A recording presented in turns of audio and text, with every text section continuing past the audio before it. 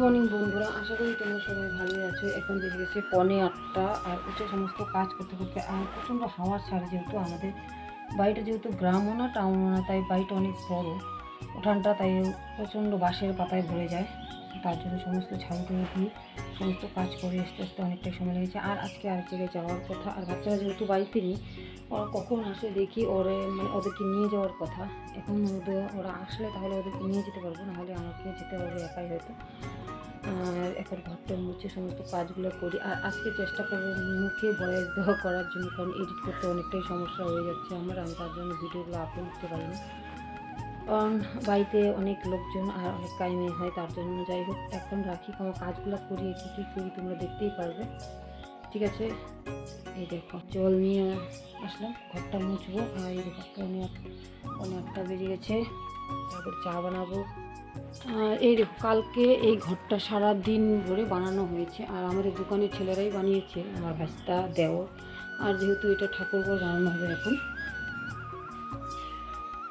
এই দেখো কালার করে, আগে দেখাতে পারিনি তোমাদেরকে।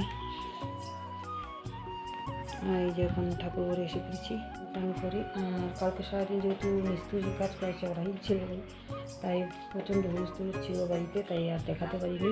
ঠিক আছে, কাপড়, ঠিক আছে, ঠাকুরকে কাপড় পরাতে বলবো। যে ফুল তুলে আনা হলো, আমি তো তাড়াতাড়ি করতে পারি না, অনেকটা হুলস্থুল হয়ে যায়, তাই ঠাকুর কাপড় পাল্টাতে হবে। আর কালকের দিনটা বললাম তোমাদেরকে দেখাতে পারিনি, কালকে প্রচণ্ড হুলস্থুল ছিল, সারা বাড়িতে কাজ হচ্ছিল বাড়িতে, তার জন্য আর দেখাইনি। যাই হোক, ঠাকুরের কত জামা কাপড়, এই যে ব্যাগ ভর্তি আছে, এবং পরাবো ওগুলো, ঠিক আছে? কোনটা পরাবো আর কোনটা না পরাবো,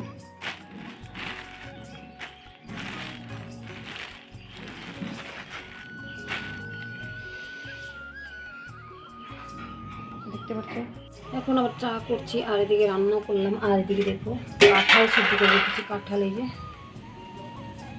শাশুড়ি মা কেটে দিয়েছে, কাঁঠাল দিয়ে মটর ডাল করবো। ডালটা এনে রেখেছি, মটর ডাল। আর একটু লাল চা বানিয়ে দিচ্ছি, কারণ পূজা টুজা দিয়ে এসে রান্না করা হুলুস করে ওদেরকে খাওয়া দিলাম। এখন আবার সবাই যাচ্ছে দোকানে, আমি আবার যাবো। দেখি বাচ্চাদেরকে ফোন করা হলো, ওরা হয়তো আস্তে আস্তে রাত হবে।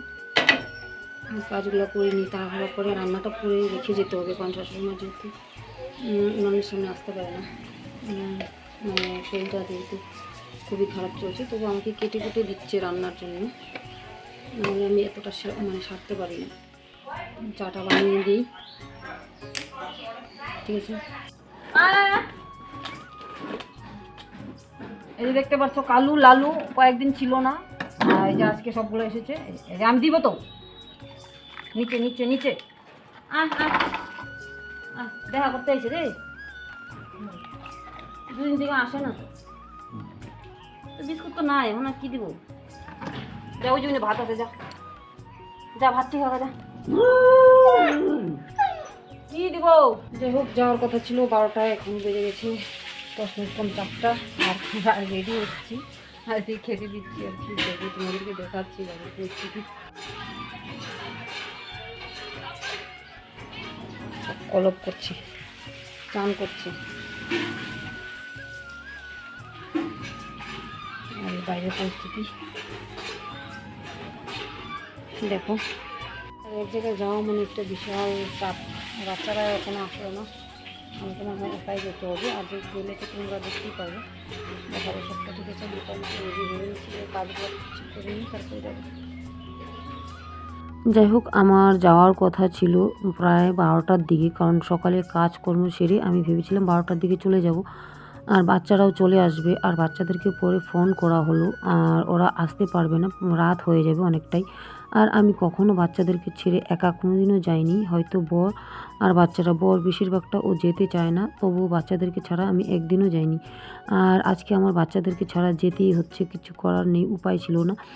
আর আমাদের বাড়িটা যাচ্ছে, দেখতেই পাচ্ছ, ভাইস্তা নিয়ে যাচ্ছে আমাকে, মানে বাইক দিয়ে আসছে। যেহেতু আমার বাপের বাড়ি অনেক বেশি একটা দূরে না, মানে যেহেতু আমার বাপের বাড়ি 2 জায়গায়, এইখানে একটা মেঘালয় আছে। আর এটা আমাদের কিন্তু স্টেশন, মানে ফালাকাটা স্টেশন এটা। দেখতেই পারছো। এখন এসে পড়লাম বাড়িতে, একটু দেখা করলাম, দেখা করে আর এখন যাচ্ছি জেঠার বাড়িতে। যাই লোকজন বসে পড়েছে, তোমাদেরকে দেখাবো পরে বাড়িতে যে প্রসাদ খেতে, ঠিক আছে। আর আজকের দিনটা যেহেতু আমার জ্যাঠামশাইয়ের মানে বছরিক শ্রাদ্ধ মানে হওয়ার পরে ওই বৈষ্ণব সেবাটা দেওয়া হচ্ছে, কারণ 1 বছর পূর্ণ হলো এই দিনটাই। মানে ওই গত বছর যে মানে কি বলে শিবরাত্রি গেল, ওই দিনটাই আমার জ্যাঠামশাই মারা গেছিলেন। তার জন্য মানে আজকে 1 বছর পূর্ণ হলো। আর এই যে দেখতেই পারছো আমার মেঝো ভাই আর ছোটো ভাই, মানে আমার জ্যাঠাতো ভাই। আর এই শ্রাদ্ধর দিনে আমি আসতে পারিনি, বাড়িতে অনেকটাই প্রবলেম ছিল, আমার শাশুড়ি মার শরীর ভালো ছিল না। তাই আজকের দিনটা না আসলে ওরা প্রচণ্ডই খারাপ পাবে, কারণ যেহেতু আমার বাড়ি থেকে কেউ আসেনি। আর যেহেতু আমার বাড়িটা যেহেতু বেশি একটা দূরে না, মানে তাই একজন না একজন আসা উচিত ছিল। আর যেহেতু আমার বাড়িতে আমার সম্পূর্ণ সংসারের দায়িত্ব আমার মানে করতে হয়, রাখতে হয়। আর বড়মশাই এত মানে ভিড়ের মধ্যে আসতেও চায় না ও। আর তার জন্য শাশুড়ি মার শরীরটাও প্রচণ্ড খারাপ, তাই বাড়ির সমস্ত কাজ সেরে গুছিয়ে আস্তে আস্তে প্রায় আমার ওই 4:30 বেজে গেছিলো। এসে দেখি সমস্ত খাওয়া দাওয়া শুরু হচ্ছে। আর যেহেতু আমাদের মানে বাপের বাড়ি এলাকাটা একটু গ্রাম সাইড, আর সবাই বেশিরভাগটা রাত্রেই আসে। আর একজন একজন আসছে আর দলে দলে আসছে, দেখতেই পারছো। এখন কিন্তু প্রায় ওই 7:30 বেজে গেছে, আর আমি ততক্ষণ এখানেই ছিলাম বাড়িতে, মানে আসার পরে বাড়িতে ঢুকে। আর যেহেতু আমাদের বাড়িতে মিস্ত্রি কাজ করছে, সারা বাড়িতে লোকজনে ভর্তি। আর তারপরে আমার বাড়িতেও একটা বড় প্রোগ্রাম, মানে আমার বাপের বাড়িতে, কারণ আমার বাবা মরার মানে শ্রাদ্ধের 1 মাস পরেই আমার জ্যাঠামশাই মারা যায়। মানে এভাবেই মানে 2 ভাই মানে এতটা মিল ছিল, আর কি বলবো। রক্তের একটা টান, সবাই জানো।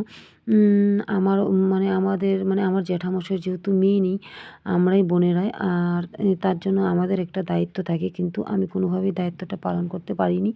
আমার অনেকটাই লেট হয়ে গেছিলো আসতে, কারণ নিজের সংসারটা সামলে সবাইকে গুছিয়ে তারপরে আমার আসতে হচ্ছে। আর যেহেতু বাচ্চারাও নেই, আর প্রচণ্ড ভাকা ভাকা লাগছে আমার, তবুও আমি এসে গেছি, কারণ আমার একটা দায়িত্ব কর্তব্য আছে। আর আমার ভাইয়েরও প্রচণ্ড খারাপ পাবে। যাই হোক, এবার থেকে আমি আবার ওই বাড়ি চলে গেলাম। আর বৌদি, মানে আমার বৌদি, বড় বৌদি, ওনাদের আবার এক বিয়েবাড়ির নিমন্ত্রণ পরের দিনে। তাই বৌদি এসে দেখি মার্কেটে গিয়েছিল, মার্কেট থেকে আবার নতুন একটা শাড়ি আনলো। যেহেতু ওখান থেকে বিয়েবাড়ি যাওয়ার কোনো মানে শাড়ি আনেনি ওরা, মানে ভাবতে পারিনি যে আবার বিয়েবাড়ি পার্টি আসবে। তাই আবার বেনারসি শাড়ি নিয়ে আসলো একটা পরার জন্য। আবার বিয়ের জন্য একটা গিফটও নিয়ে আসলো। আর দেখতে কিন্তু শাড়িটা খুবই সুন্দর হয়েছে। মানে আর যেহেতু আমার বৌদি খুবই ফর্সা দেখতে, মানে খুবই মানিয়েছে। আর শাড়িটা খুবই সুন্দর হয়েছে। আর কি কি গিফট আনলো সেগুলো আমাকে দেখাচ্ছে। আর যেহেতু আমি এবারই ওবারই করছি, আর মার্কেটে যেহেতু গিয়েছিল, তাই বাচ্চাদের সবার জন্য কিছু খাবারও নিয়ে আসলো। আর বাচ্চারা তো খুবই খুশি, আর ওদের সাথে সাথে আমিও একটু খেয়ে নিলাম দেখে। যাই হোক, ওখানে আমি ছিলাম, এসে আবার এ বাড়িতে মানে হালকা একটু মানে রান্নাও করলাম, যেহেতু মার্কেটে চলে গিয়েছিল। আস্তে আস্তে একটু লেট হয়ে গেছে এসে দেখি, তার জন্য মানে আমি একটু হালকা একটু রান্না করে রেখেছি। যেহেতু রাত্রে ওরা আর ও বাড়িতে যেতে চাইবে না বাচ্চারা, তার জন্যই এ বাড়িতে আবার রান্নাটা করে নিলাম। আর তারপরে বাচ্চাদেরকেও ফোন করলাম, যেহেতু বাচ্চারা এসে পড়েছে, মানে ট্রেনে আসছে ওরা শিলিগুড়ি থেকে। আর বললাম যে তোমরা চলে যাও ওই বাড়িতে, মানে ওর জেঠির সাথে ও শিলিগুড়িতে, ওরা 2 ভাই বোন শিলিগুড়িতে চলে গেছিলো, কারণ শিলিগুড়িতে আমাদের একটা প্রোগ্রাম ছিল। মানে আমার জায়ের বাপের বাড়ি কালী পূজা ছিল। তাই বেশ কয়েক বছর ধরে আমরা যাচ্ছি না, ওরা সববারই নিমন্ত্রণ দিচ্ছে, কিন্তু আমার প্রবলেমের জন্য আমি যেতে পারছি না। তাই এবার ভাবলাম আর কি, ছেলেকে আর মেয়েকে পাঠিয়ে দিলাম ওদের সাথে। আর এদিকে সোনার গিফটও নিয়ে আসলো, একটা কারেন্ট নিয়ে আসলো। যাই হোক, সোনার যে দাম হয়েছে আর কি বলবো, মানুষকে গিফট দেওয়াতে মানে মাথায় বাড়ি পড়ে যায়। আর কি বলবো, এতটুকুনো কানের বলে 8,000 টাকা নিয়ে নিয়েছে। আমি ওকে কী বলছো বলে, হ্যাঁ সোনার এতটাই দাম হয়ে গেছে। আর যেহেতু একটা আমাদের নিজস্ব মানে মামার তো ভাইয়ের বিয়ে, তাই দিতেই হবে পার্টির মধ্যে, আর একটা কিছু না দিলেও হচ্ছে না।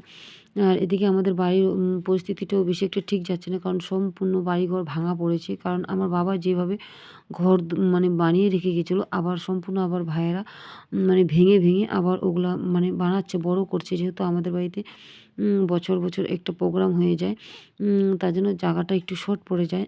তার জন্য বাড়িটা একটু বড় করছে আর একটু, যেহেতু আমাদের অনেকটাই জায়গা বাড়িতে, তাই একটু বাড়িটা বড় করে নিচ্ছে। আর এদিকে কিন্তু এই যে রান্নাঘরটা মানে ভাঙা হয়েছে, তার জন্য কিন্তু আমাদের এই সাইডে বারিন্দার মধ্যেই ওই আমার বাড়িটা যেমন রান্না করি সেরকমই রান্না হচ্ছে। আর এদিকে আমাদের নেনার জন্য খাওয়া তৈরি করছে আমার দাদা। আর নেনা কিন্তু খুবই শান্ত, কি বলবো।